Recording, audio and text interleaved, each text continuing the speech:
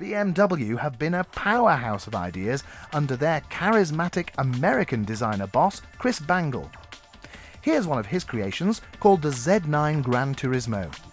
Using a refined V8 diesel, this was one of the first test beds for BMW's multi-controller knob, now seen in the new 7 Series cars. After all, why have lots of switches when one can control all? It's a whole philosophy of the car. Driving should be simple. We shouldn't be overdone by the complexities of radios and telephones and heaters.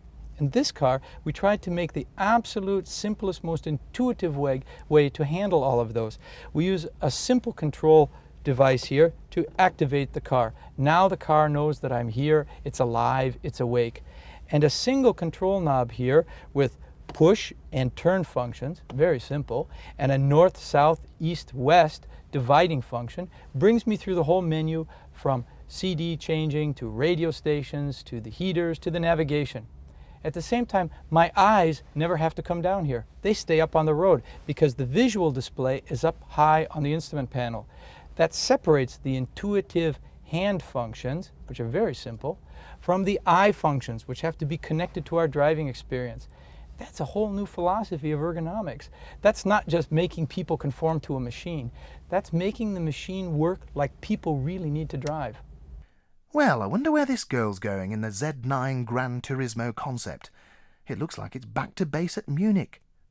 This really is a stunningly stylish tourer that takes existing BMW designs and pushes them forward, as design guru Chris Bangle explains.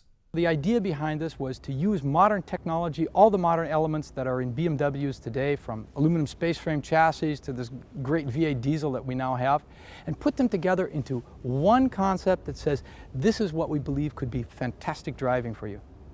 The outside, of course, wonderful styling, an emotional aesthetic that takes what we know as BMW, the lines, the curves, the kidneys, and interprets them in a new feeling, but that feeling of dynamic. Not only that, but also an interior that gives someone that feeling of this is openness. I am now in control of a car, not because I'm confused and have to learn how to work the car, but rather the car responds exactly as I want to. So we asked Chris to talk us through the philosophy of the front grille.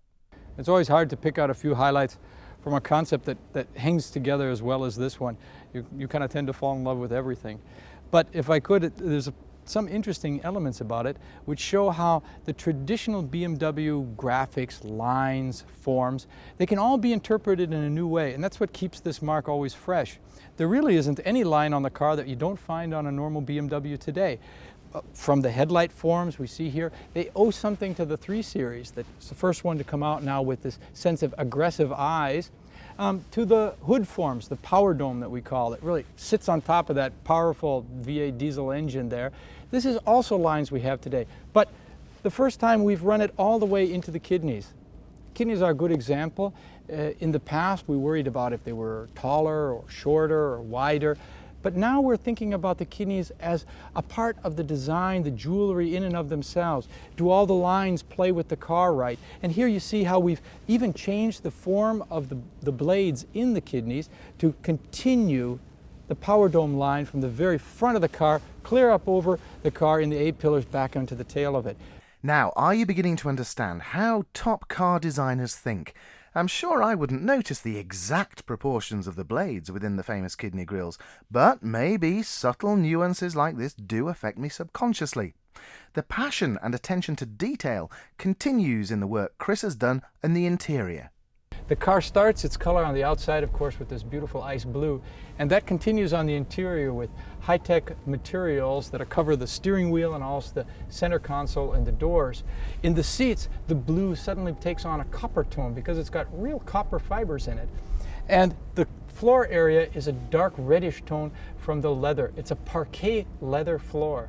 And this whole combination of aluminum from the side pieces that we use also in the frame of the car, but here as a light color contrast, the copper and cloth of the blue in the interior, and this wonderfully rich leather of the floor. That's a beautiful combination. It's lightness, it's modernity, it's this sense of avant-garde living because you have really the best materials. Of course, creating a concept car is only the beginning of the project. You've got to tell the world about it. So we tagged along with the media crew who had to take the first pictures of Chris Bangle's new baby.